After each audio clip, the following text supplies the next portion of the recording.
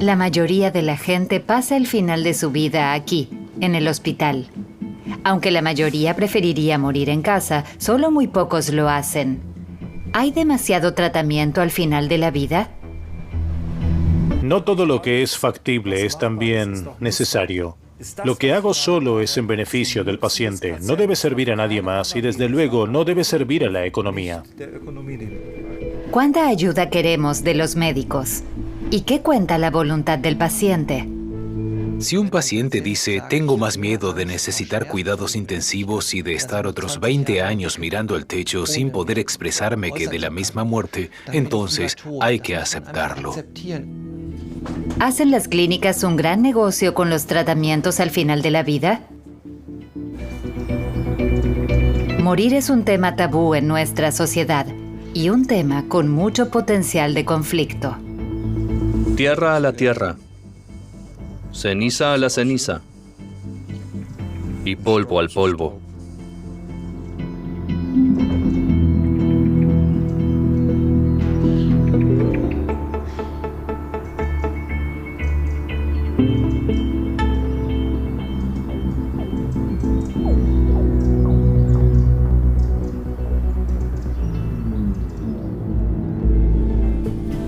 Alrededor de la mitad de los alemanes mueren en el hospital. El mejor lugar para saber exactamente cómo se produce la muerte entre tubos e infusiones es una unidad de cuidados intensivos. Rondas matinales. Buenos días. ¿Cómo se encuentra? Usted tiene un trastorno circulatorio grave del músculo cardíaco. No estamos muy satisfechos con el curso de la enfermedad por el momento. Le cuidaremos un poco más, ¿de acuerdo? ¿Por qué muere tanta gente en camas de hospital y no tranquilamente en casa? También vemos a muchos pacientes ancianos en nuestras rondas de hoy y tienen muchas enfermedades concurrentes graves y aún así acaban en el hospital a pesar de sus muchas enfermedades concomitantes. Intentan ayudarles de alguna manera, pero como también podemos ver en este caso, las enfermedades concomitantes de este anciano son tan extensas que no es posible ayudarle de ninguna manera significativa. A Uwe Janssens le gustaría pasar a darle tratamientos paliativos, es decir, cuidados al final de la vida, pero, como tantas otras personas, no tiene testamento vital. Janssens intenta en vano ponerse en contacto con sus familiares. ¿Cuánto tratamiento quiere aún el paciente? Paso como 2 horas al día al teléfono porque para mí siempre es muy importante llamar a los médicos de cabecera. Es extremadamente difícil. Tiene una enfermedad coronaria grave y no tratable.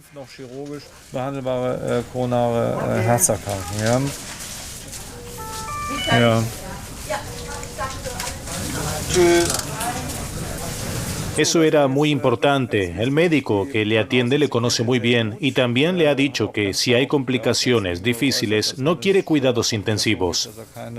Eso es muy importante porque entonces tenemos un camino muy claro. No total seguridad, pero encontramos un buen camino. Esto significa que no podremos ayudarle en lo que se refiere a su vida futura, pero intentaremos que pueda dejar este mundo en paz y tranquilidad. Me llevaré la mochila. No sé si está abajo. Voy a bajar ahora, ¿sí?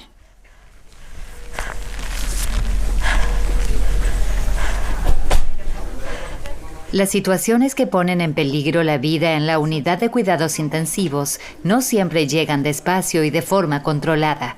La enfermera de cuidados intensivos, Alice Neudecker, va de camino a una emergencia en el laboratorio de catéteres, una planta más abajo. Una mujer ha sido reanimada. Ahora va a recibir más cuidados dentro de esta unidad. No están claras sus posibilidades de supervivencia.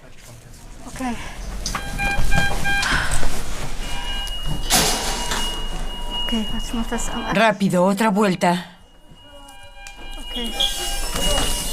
En la sala, todos los equipos de soporte vital deben ser reconectados inmediatamente.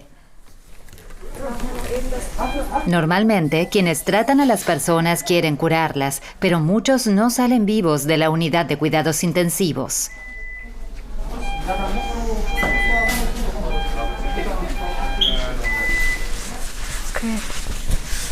Ya pasaron 20 minutos.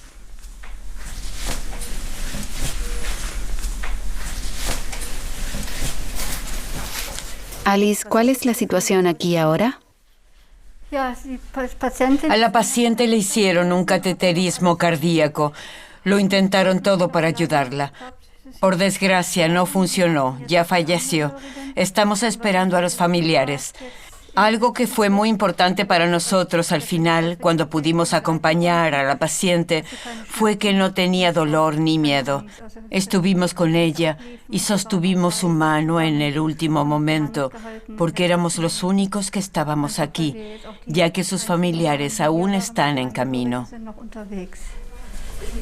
Los pacientes de las unidades de cuidados intensivos son cada vez más mayores. A menudo tienen muchas enfermedades preexistentes. Estas a menudo les impiden volver a su vida anterior. En esos casos, son los médicos quienes deciden si hay que retrasar la muerte y durante cuánto tiempo. La medicina intensiva ofrece enormes oportunidades, pero también riesgos. Y conjugarlos es una tarea cultural. El poder seguir encontrando con el equipo formas de acompañar al paciente con dignidad y aceptar que la muerte y el morir también forman parte del proceso terapéutico. Hoy en día, la medicina moderna puede retrasar la muerte durante mucho tiempo, razón de más para que los médicos reflexionen sobre ello. ¿Cuánto tiempo seguir tratando al paciente? ¿Cuándo dejarlo morir? Uwe Janssens se dirige a una reunión del Comité de Ética. En ella, colegas de distintas especialidades deciden si continuar o no con el mejor tratamiento médico posible. Hoy, esa comisión habla de un hombre con una grave afección pulmonar que lleva varias semanas en cuidados intensivos. No se le puede desconectar del respirador. El tratamiento requiere ventilación. Experimenta fases de infección, remisión de la infección, fases de vigilia y confusión. Cada día alcanza sus límites físicos. ¿Añadirías algo más? El panorama se ve muy mal y tenemos una visión muy negativa del futuro. No vemos el objetivo final. Esa es la cuestión. ¿Hasta dónde podemos dar estos pasos ahora? ¿Cuál es el punto final a donde tenemos que llegar? Llevamos mucho tiempo intentando desconectarlo y hemos fracasado repetidamente tras alcanzar un límite de 4 horas de respiración espontánea, por lo que creemos que su reserva muscular respiratoria no es tan grande como para poder desconectarlo. Sin duda conservará el fallo de un órgano. Si se le aplica ventilación permanente, aún podrá vivir con eso. ¿Qué se sabe de su propia voluntad antes de esta difícil fase? Probablemente él mismo nunca lo comentó explícitamente. Así que no tenemos información precisa sobre los deseos del paciente. Si ahora decimos que no se le puede desconectar, ¿es concebible que se convierta en dependiente permanente a largo plazo con ventilación en un entorno doméstico de otro tipo? ¿Es eso concebible desde el punto de vista de los familiares o cómo se ve? Desea volver a casa. Yo lo veo igual. Pero no veo la viabilidad porque cada pocos días damos un paso atrás y entonces el señor A vuelve a tener una tos y una inquietud increíbles y agota toda su energía. Y no creo que sea diferente en casa.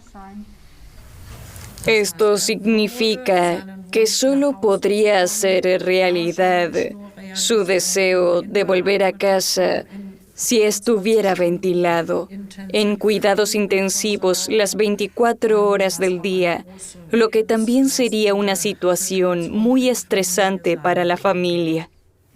Sí, yo también creo que si podemos trasladar al señor A casa, será un traslado puramente paliativo. En el entorno del señor A, no es que no se sienta encamado, sino que no será posible de otro modo. No podrá ser movilizado. Creo que estamos hablando de un entorno paliativo que nos limitamos a llevarle a casa según sus deseos, pero no creo que eso funcione durante mucho tiempo. ¿Qué diría usted que desde hace tiempo acompaña a la familia y al paciente desde una perspectiva pastoral? Que se abordara definitivamente el tema de los límites de la vida desde la perspectiva de un creyente. La esposa ya no podía imaginar que tuviera sentido convertir una sala de estar en una unidad de cuidados intensivos, que es lo que significa la ventilación en el domicilio. En cambio, me hizo ver que debemos ser humildes ante los límites de la vida y agradecer el largo tiempo que pasamos juntos. Ese ya ha sido un tema de los últimos días. Esto significa que una decisión sobre un cambio paliativo del objetivo del tratamiento se tomaría en este comité. Los familiares tendrían que ser informados. ¿Quién lo haría? Seguro que en la próxima reunión. Gracias. Estos comités de ética no son habituales en los hospitales. Estamos hablando de decisiones fundamentales que ni siquiera son de carácter médico, sino que nos afectan como seres humanos. Y si no disponemos de esta estructura, y esa es también nuestra firme convicción en nuestro organismo especializado, debería ser obligatoria. Hemos puesto en manos de los médicos la decisión elemental sobre la vida y la muerte.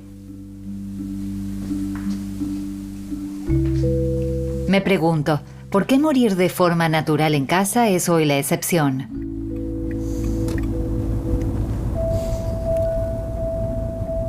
Ahora viajamos con una paciente anciana. Llevo ocupándome de ella desde la semana pasada porque sufre ataques muy graves de disnea. Hasta ahora siempre se había llamado a los servicios de urgencias, pero ella ya no quiere ir al hospital porque sabe que si llama a los servicios de urgencias, siempre irá directamente al hospital. Matías Toens es anestesista y médico de cuidados paliativos. Visita a moribundos o enfermos terminales donde quieren morir, en casa, con su familia.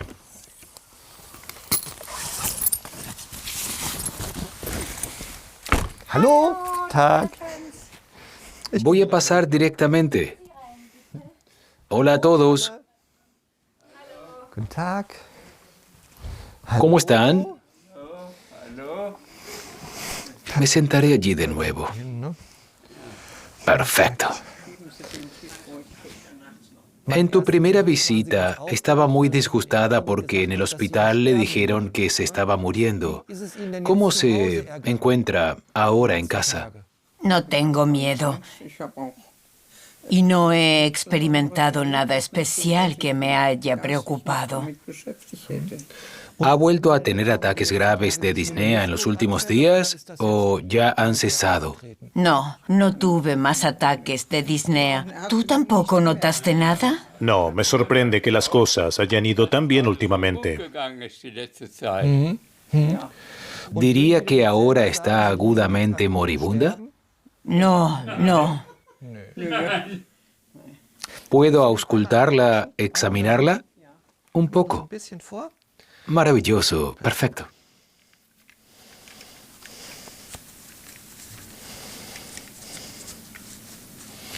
Aspirar y expirar de nuevo.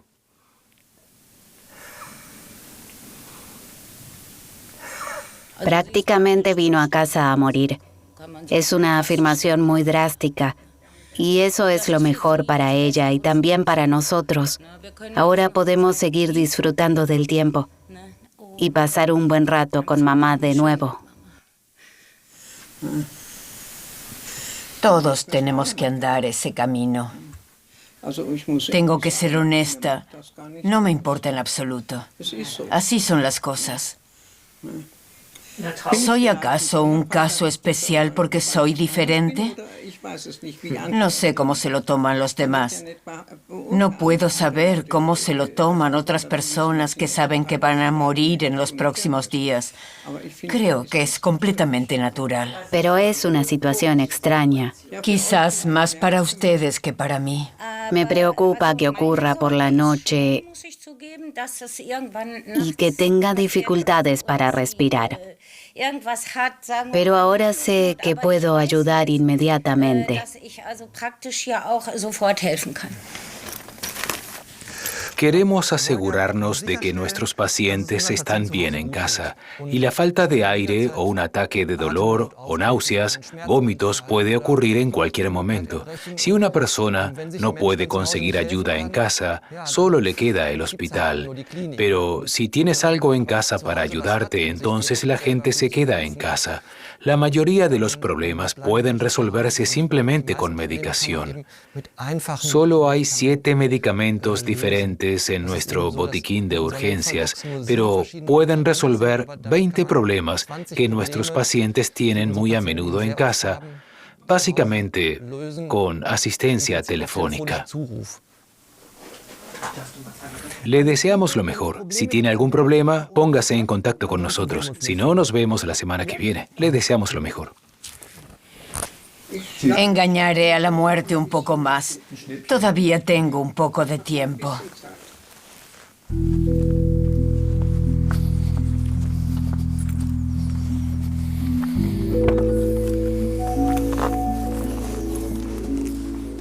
Se puede ver cómo los pacientes vuelven a florecer cuando están de vuelta en casa.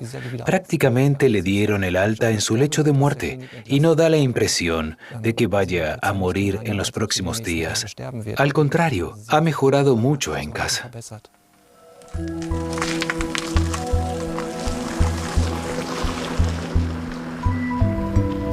Por desgracia, cada día mueren 1 o 2 pacientes. Tengo que lidiar con esto todos los días.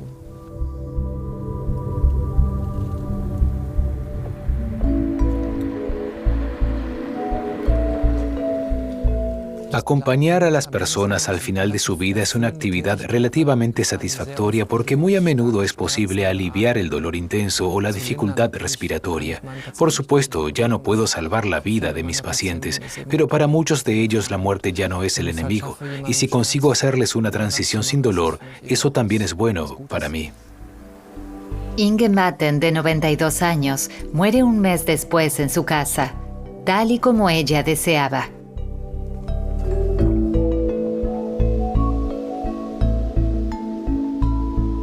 ¿Cómo puede uno asegurarse de que puede morir de forma autodeterminada?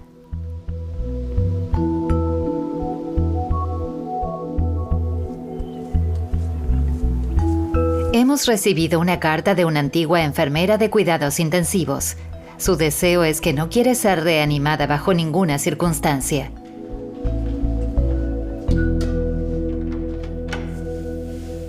Hola, ¿cómo está? Usted ha tomado precauciones para que cuando llegue un paramédico no la reanime si está inconsciente, ¿verdad? No, cuando el corazón falle. Entonces, si llega un paramédico, Cuando cierre la puerta desde dentro verá esto, el adhesivo verde. Dice lata de emergencia y la lata de emergencia está en la nevera. Y luego irá a la cocina. Y cuando la abra, aquí estará la lata. ¿y qué hay en la lata? En la caja hay una hoja con mucha información sobre el paciente. Y aquí grande en rojo dice no reanimar. ¿Y por qué no quiere eso? Porque tengo demasiada experiencia de mi trabajo. Eso significa que ya no quiere ir al hospital. No quiero que me hospitalicen, ni que me ventilen durante quién sabe cuánto tiempo, ni que me pongan tubos. La anciana de 89 años conoce los procedimientos de la unidad de cuidados intensivos.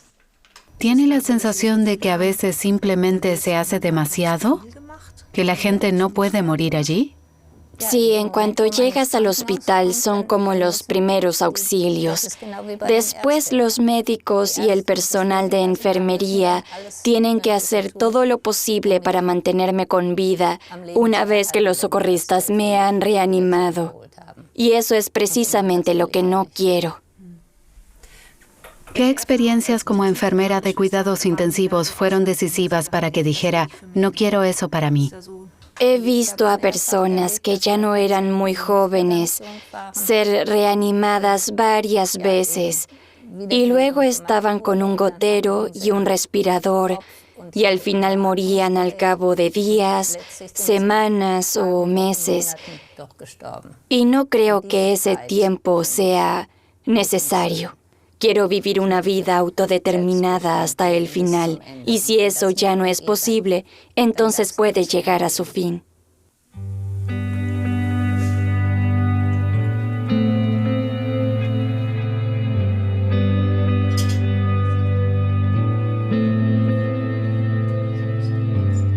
La autodeterminación al final de la vida se ha convertido en algo poco frecuente. ¿Conseguirá la ex enfermera lo que se propone? ¿Se encontrará con paramédicos que se atrevan a no reanimarla en caso de emergencia?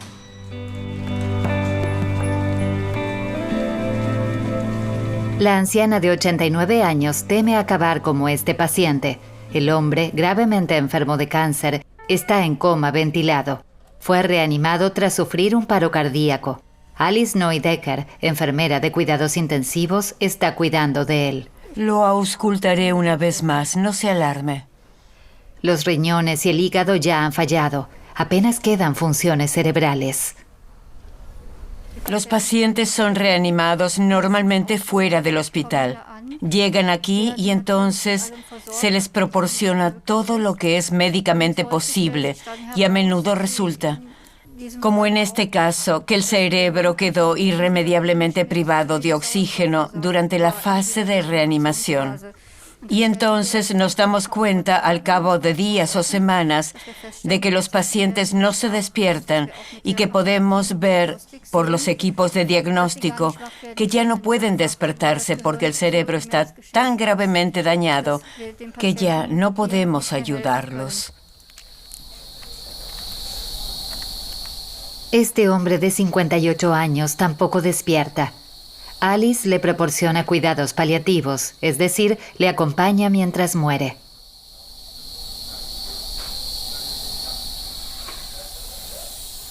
Todo listo.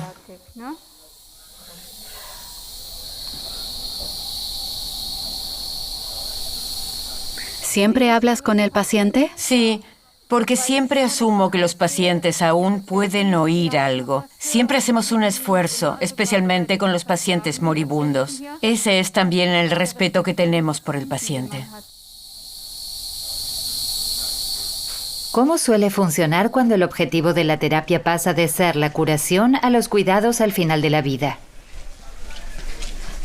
Entonces entramos en la habitación junto con los familiares. Se cambia a la medicación analgésica que funciona a una dosis alta y también a un fármaco que blinda al paciente y le libera de la ansiedad. Y luego desconectamos la medicación circulatoria. Siempre esperamos un momento. Los familiares también tienen que familiarizarse primero con la situación. Es difícil sentarse junto a la cama y comprender que su ser querido está a punto de morir. Una de las preguntas más comunes que siempre hacen los familiares es: ¿cuánto tiempo va a tardar ahora? Siempre con el temor de que ya es inminente. Varía de un paciente a otro, suele durar 2 días. Es mucho tiempo, 1 o 2 días y luego los pacientes mueren porque ya se encuentran en un estado grave por su enfermedad. El paciente moribundo de la habitación 3 no tiene familiares que le acompañan. Mientras morir forma parte de la vida cotidiana en los hospitales, se ha convertido cada vez más en un tema tabú en nuestra sociedad. Como sociedad tenemos que preguntarnos muy seriamente qué queremos y qué no queremos. Mi experiencia es que me encuentro habitualmente con pacientes y familiares en cuidados intensivos que a la edad de 85, 90 o 92 años no se asombran de que el paciente haya llegado a una etapa de la vida en la que uno bien podría reflexionar sobre el hecho de que la vida es finita.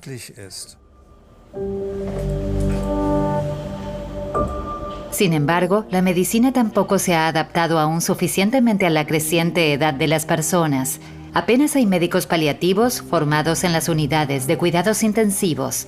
En cambio, el tratamiento suele ser demasiado largo e invasivo. Las razones suelen ser la inseguridad de los médicos, pero también los incentivos económicos. Los hospitales pueden ganar mucho dinero con el complejo tratamiento al final de la vida. Para mí, como médico, es mucho más fácil intubar a un paciente, ventilarle, aplicarle soporte circulatorio o llevar a cabo una terapia de sustitución renal. Eso es mucho más fácil que mantener este debate crítico sobre si esto beneficia realmente al paciente. Y esa es la única tarea que tenemos. Nos sentimos profundamente comprometidos con el paciente y con nadie más. Y si en algunos ámbitos de la medicina surge realmente la impresión de que estamos comprometidos con la economía, entonces la medicina va por muy mal camino. Y eso es lo que la medicina ha estado haciendo en los últimos 20 años. ¿Cómo puede ser que se trate a las personas durante más tiempo en contra de su voluntad para obtener beneficios? Normalmente asumimos que los médicos quieren ayudarnos al final de la vida.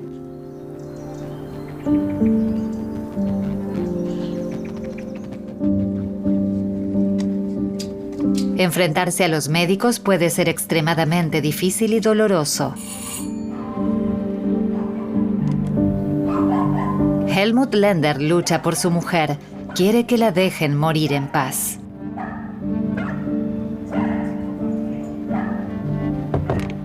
Esta es mi mujer en Tirol. La foto tiene ahora 6 años. Mira el pelo. Ahora tiene 68. Ese es su estado actual. Es algo horrible. Tengo que salvarla de tener que yacer allí miserablemente. Se lo debo.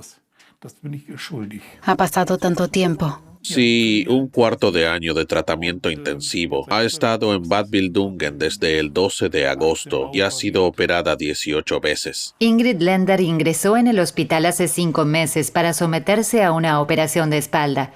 Allí se infectó con un germen resistente. A pesar de varias operaciones, los médicos no pudieron controlar el germen. Tengo las fotos de cómo se ve ahora. Puedes verlo ahí. Ventilación continua permanente. Nutrición intravenosa artificial. Sufrió un paro cardíaco hace 4 meses. Desde entonces está en coma ventilado. Los exámenes neurológicos han demostrado que es poco probable que se recupere. Ya expresó sus deseos en un testamento vital. Quiero que se cumpla su voluntad. Le juré que no se convertiría en un caso de enfermería que vegeta en un asilo durante años.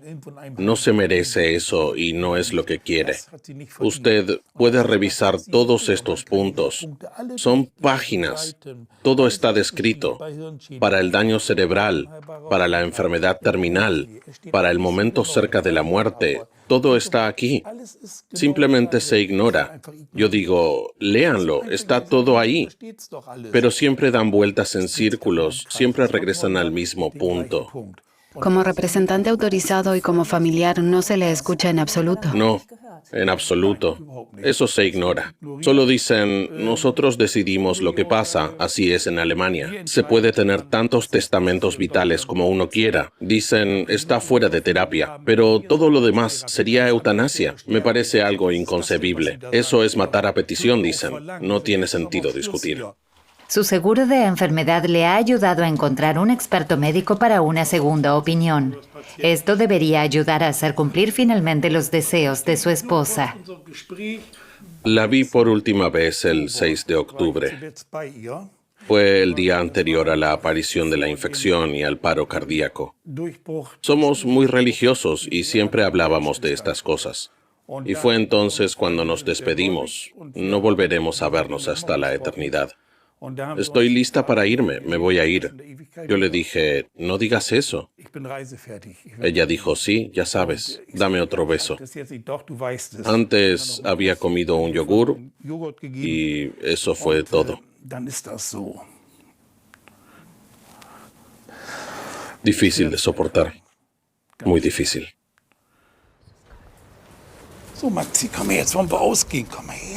Dentro de una semana, Helmut Lender tiene otra cita en la clínica de Bad Bildungen, a 4 horas de distancia.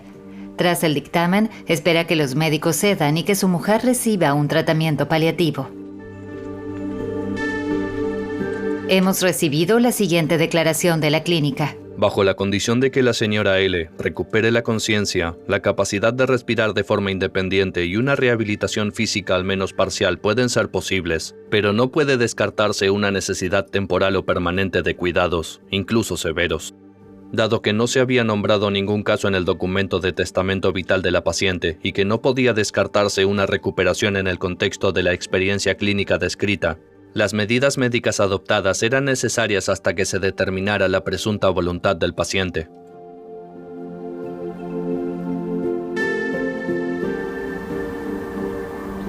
¿Cómo pueden los enfermos graves garantizar el cumplimiento de su voluntad?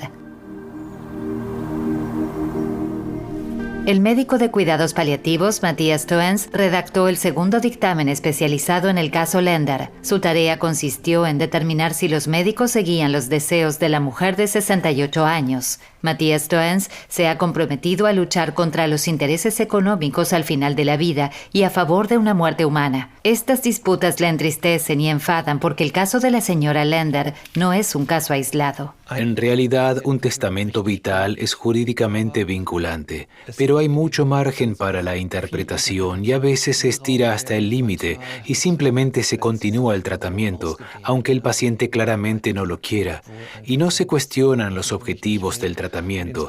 Si un objetivo terapéutico es lograr lo que una persona quiere para esta situación, ¿es eso acaso posible de alcanzar? Y justo eso es a menudo, como en este caso, imposible. El sobretratamiento es algo que me agobia mucho y me acompaña en mi trabajo diario, y la transferencia a unos cuidados paliativos sensatos debería haberse hecho mucho antes.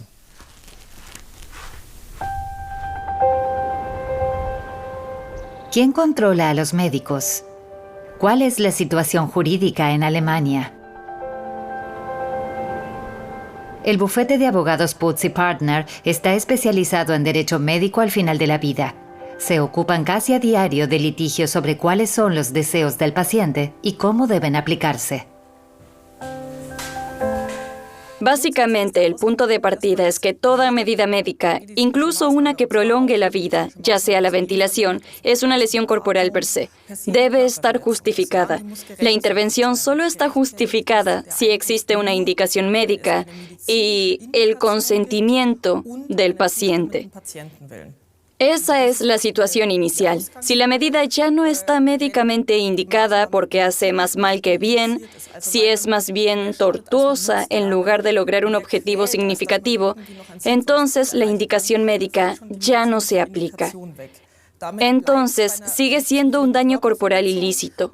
Por lo tanto, es un delito penal. Sin embargo, por lo general, los fiscales no condenan a los médicos por prolongar la vida. Siempre se les encuentra una salida. Tanja Unger se encuentra repetidamente con casos en los que los médicos no están seguros y, por tanto, tratan demasiado, pero también con médicos que parecen tener intereses económicos. ¿Cómo se puede perseguir esto si se sospecha que los médicos llevan a cabo tratamientos por motivos puramente económicos? Esta sospecha se plantea repetidamente, pero según la situación jurídica actual, difícilmente podrán afrontarla legalmente porque tendrían que demostrar que se cometió deliberadamente un daño corporal para enriquecerse económicamente. Solo les queda una opción, sobre todo al representante autorizado del paciente. Si dicen que solo se les está torturando y prolongando el sufrimiento para ganar dinero, tienen la opción de obtener una segunda opinión, preferiblemente de un médico que no esté ganando dinero con el tratamiento. El hecho es que en el futuro necesitaremos más médicos familiarizados con los cuidados al final de la vida y que examinen su propio trabajo. ¿Gana la economía o la ética? ¿La máquina o el hombre?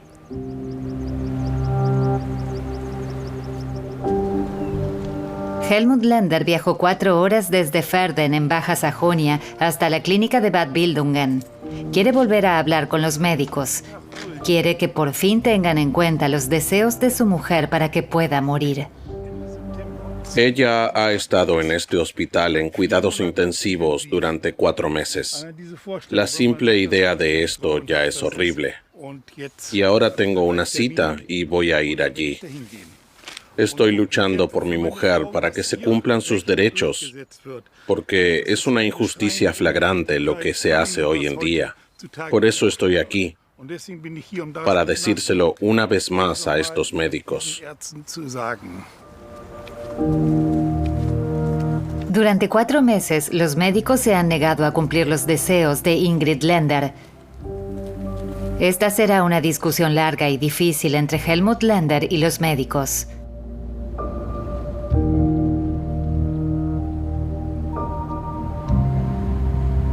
Como aún no han podido llegar a un acuerdo, el tribunal local ha recurrido a una juez de tutelas. Hoy ella determinará el supuesto testamento vital de Ingrid Lender.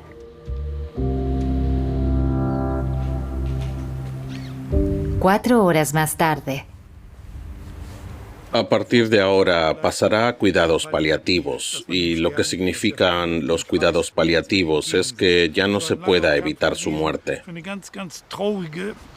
Fue una larga batalla por un asunto muy triste, pero tuve que librar esta batalla y eso es bueno. Ahora me siento aliviado, con una tristeza profunda, pero también aliviado.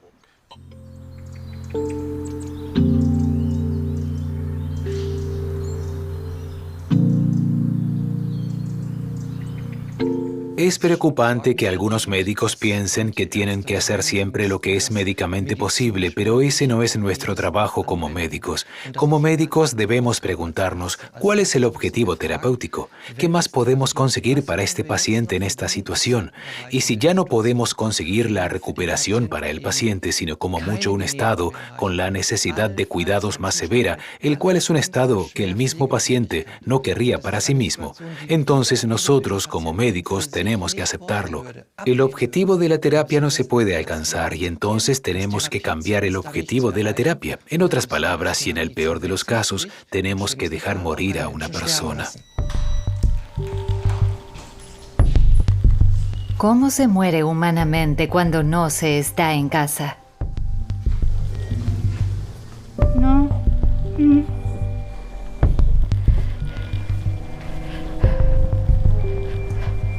Cuando veo a un paciente así me duele el corazón. Todo está bien. El paciente de Alice Neudecker ha empeorado repentinamente desde esta mañana. Respira con dificultad. Los cuidados al final de la vida son difíciles. La respiración del paciente era tan estable ayer que decidimos quitarle el tubo respiratorio. Volvimos a reducir la medicación para mantenerlo dormido.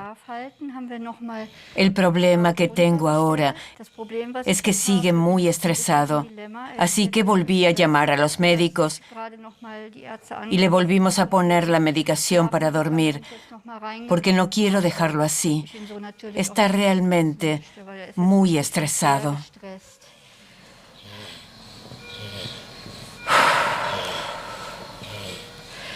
Circulación estable. Alice espera a que el médico jefe venga a ayudarla. Ahora también es un acto de equilibrio. No quiero que mi paciente esté muy estresado. Pero tampoco quiero medicarlo tanto como para que se muera, pues ya no está ventilado. Por eso estoy tanteando el terreno con cuidado. A menudo existe una delgada línea entre los cuidados al final de la vida y la eutanasia. Morgen, Scholli. El médico puede calmar la situación del paciente, así que cambia la medicación. Ist alles gut. Ahora controlaríamos los síntomas con medicación. Eso es lo más importante actualmente. El objetivo de la terapia aquí es proporcionar cuidados al final de la vida con control de los síntomas. El paciente vuelve a respirar de forma controlada. El proceso de la muerte continúa lentamente. Mi ambición personal siempre ha sido hacerlo como a mí me gustaría, como si yo o alguien de mi familia yaciera allí. Pero para ti este es tu trabajo ideal, ¿no es así? Exacto. Es el trabajo de mis sueños y no puedo imaginarme haciendo otra cosa. El paciente en estado crítico morirá esa misma tarde.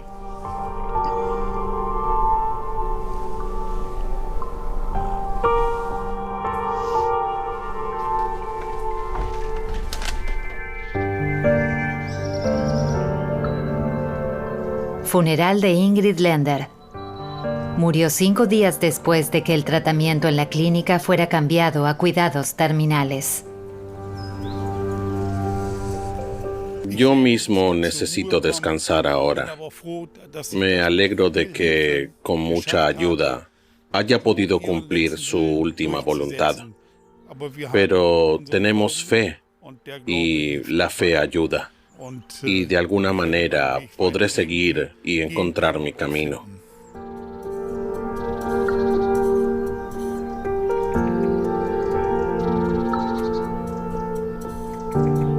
Que el justo Dios bendiga tu salida y tu entrada, desde ahora hasta la eternidad. Amén.